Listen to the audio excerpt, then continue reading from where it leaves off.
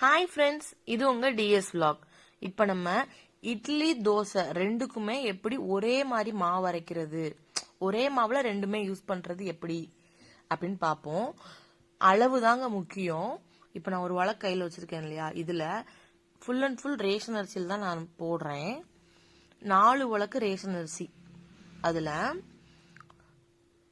4 வழக்கு ரேஷன் அரிசிக்கு 2 வழக்கு பச்சரிசி, மொத்தம் 6 ஆச்சு. 6 வழக்குன்றப்போ 1.5 பிடி அரிசி சொல்லுவாங்க.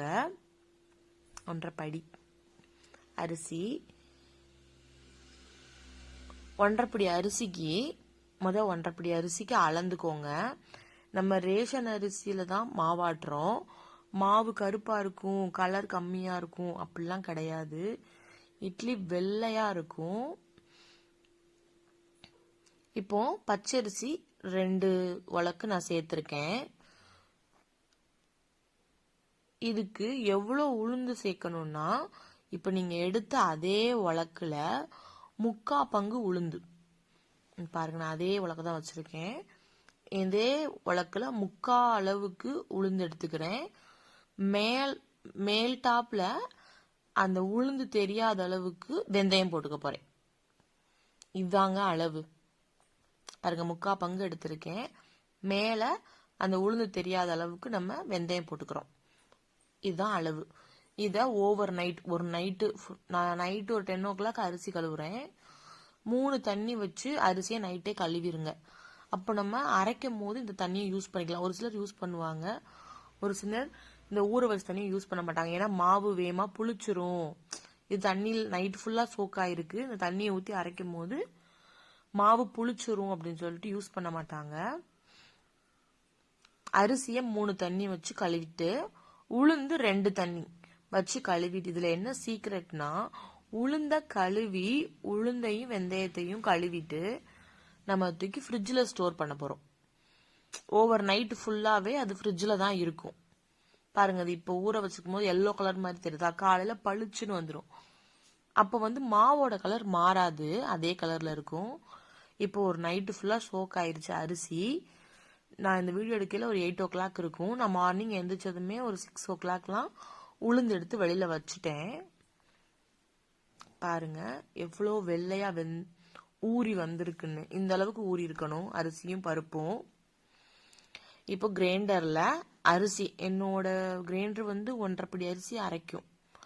அதனால நான் ஒரே தடவையா போட்டு அரைச்சிட்டேன். இப்போ ஃபர்ஸ்ட் அரைச்சது கொஞ்ச நேரத்துல தொட்டு பார்க்கும்போது ரொம்பவே குருணையா இருந்துச்சு. இன்னும் கொஞ்சம் அரைக்கட்டும்.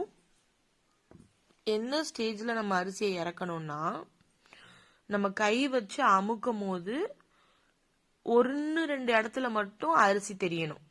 நம்ம ஃபீல் பண்ணணும். கோலப்பொடி எப்படி ஃபீல் பண்றோம் அது மாதிரி அரிசி தெரியற மாதிரி ஃபீல் பண்ணும் போது அரிசியை இறக்கிருங்க. இப்போ உளுந்து அரைக்க போறோம். உளுந்துக்கு முதல்ல தண்ணி ஊத்தக்கூடாதுன்னு நிறைய பேர் சொல்லுவாங்க. ஆனா என் கிரைண்டரு தண்ணி ஊத்தினாதான் அரைக்கும். அதனால நான் தண்ணி ஊத்திக்கிட்டேன், கம்மியா தான் ஊத்தினேன். தண்ணி ஊத்தினா பொங்காது அப்படிலாம் கிடையாது. நம்ம எப்படினாலும் உளுந்து அரைச்சா பொங்க தான் செய்யும். இப்ப நான் உளுந்த போட்டுக்கிட்டேன். உளுந்து அரைக்கிறதுக்கு கரெக்டா 20 நிமிஷம் தான் டைம் நமக்கு. 20 நிமிஷம் 10 நிமிஷம் ஆயிருக்கு. பாருங்க, எல்லாமே 2 ஆயிருச்சு. உளுந்து ஃபுல்லா 2 ஆயிருச்சு. இப்போ 20 நிமிஷம் கழிச்சு நம்ம பார்த்தோம்னா உளுந்து இந்த அளவுக்கு பொங்கி வந்திருக்கும். உளுந்து ஃபுல்லா நல்லா அரைச்சிருச்சு. இன்னும் 2 நிமிஷம் இருந்தாலே போதுமானதுதான். இப்ப நம்ம எடுத்து விடும் போது அப்படி பாலா விழணும். அப்படி விழுந்துருச்சுன்னா உளுந்து நல்லா பொங்கிருச்சு, நல்லா பொங்கி அரைச்சிருக்கோம் அப்படின்னு அர்த்தம். இப்ப நம்ம ரெண்டையுமே மிக்ஸ் பண்ணிடுறோம். நான் எப்பவுமே மிக்ஸ் பண்ணி தான் வைப்பேன். உப்பு மிக்ஸ் பண்ணி தான் எப்பவுமே ஃப்ரிட்ஜில் ஸ்டோர் பண்ணுவேன். உளுந்து அரிசி ரெண்டையுமே ஒன்னா சேர்த்து உப்பு போட்டு மிக்ஸ் பண்ணி இப்படி பாத்திரத்துல மாத்திடுவேன். அந்த சில்வர் பாத்திரம் ரெண்டுமே ஃப்ரிட்ஜுக்குள்ள போயிடும். அரைச்சதுமே உள்ள தூக்கி வச்சிருவேன். அப்பதான் நமக்கு ஒரு 7 days 8 daysக்கு நல்லா இருக்கும். இந்த பக்கெட்ல இருக்கிற மாவை வெளியில வச்சிருப்பேன். இப்போ நான் காலையில 8 o'clock மாவு அரைச்சேன். இப்போ ஈவினிங் 7 o'clock பாருங்க எப்படி புளிச்சிருக்குன்னு. இப்படி மாவை எடுத்து போட்டோம்னா நம்ம உளுந்த போட்டா எப்படி இருக்கணுமோ அப்படி இருக்கணும். அப்பதான் நல்லா மாவு வந்திருக்குன்னு அர்த்தம். நம்ம ஏற்கனவே உப்பு சேர்த்துட்டோம், அதனால நல்லா பொங்குனதை மட்டும் கிண்டி விட்டு நம்ம இப்போ இட்லி ஊற்றலாம். இட்லி தோசை ரெண்டுமே இந்த வீடியோவில் நான் எப்படி வரும்னு ஊற்றி காமிச்சிருக்கேன். சாஃப்டாக இருக்கும், நீங்கள் நினச்சி கூட பார்க்க மாட்டீங்க. கம்மியாக உளுந்து போட்டிருக்கோம், நல்லா இருக்குமா அப்படின்னு யோசிக்க வேணாம், சூப்பராக இருக்கும். இப்போ நான் இட்லி ஊற்றுறேன். இட்லியுமே நல்லா இருக்கும், தோசையுமே நல்லா முருகலாக வெந்து வரும். இப்போ இட்லி ஊற்றி வச்சிருக்கேன், இட்லி வேகட்டும்.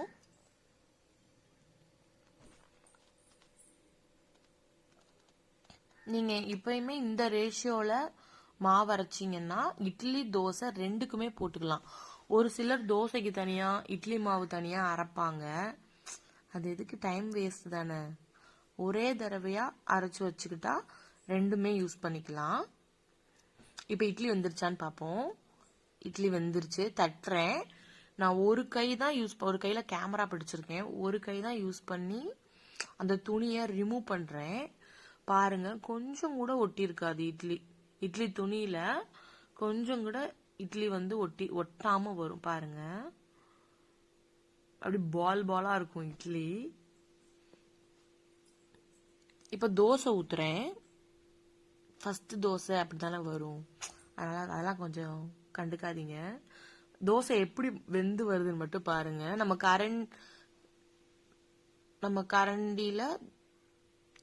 கரண்டியவே விட வேணாம், தோசை அதுவா எந்திரிச்சு நிற்கும் தோசைக்கல்ல இருந்து. நம்ம கரெக்டான பக்குவத்துல மாவு அரைக்கிறதுனாலதான் தோசையோ இட்லியோ நல்லா டேஸ்டியா வர்றதுக்கு காரணம்.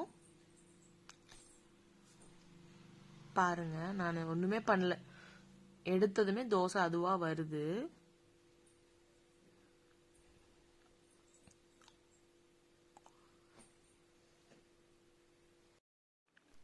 இப்ப நம்ம தோசை இட்லி ரெண்டுமே சுட்டு பார்த்தோம். இதை மாதிரிதான் ஃப்ரெண்ட்ஸ் எப்பயுமே எங்க வீட்டில் நான் மாவு அரைப்பேன், நீங்களும் ட்ரை பண்ணி பாருங்க. தோசை இட்லி ரெண்டுக்குமே நல்லா இருக்கும். நான் ஆக்சுவலி இந்த மாவுல தான் பணியாரமுமே ஊத்துவேன். தோசை பாருங்க அப்படி கோல்டன் கலர்ல வந்துருச்சு. நான் கொஞ்சம் குண்டா ஊத்திருக்கேன், இன்னும் கொஞ்சம் நைஸா ஊத்தினா மொறுமொறுன்னு வந்திருக்கும். அங்க அதுக்குள்ள பசிக்குன்னு சொல்ல ஆரம்பிச்சிட்டாங்க ஃப்ரெண்ட்ஸ். ஒரு பக்கம் இட்லி எடுத்துட்டு இருக்கேன், ஒரு பக்கம் தோசை ஊத்திக்கிட்டு இருக்கேன், அதனாலதான் அப்படி ஆயிடுச்சு. பாருங்க, இது அன்னைக்கு நைட் டின்னர் நாங்க சாப்பிட்டப்போ எடுத்த போட்டோ. இந்த அளவுல மாவு அரைச்சு ட்ரை பண்ணி பாருங்க, எப்படி இருந்துச்சுன்னா எனக்கு கமெண்ட் பண்ணுங்க. தேங்க்ஸ் டு வாட்சிங் மீ. பாய்.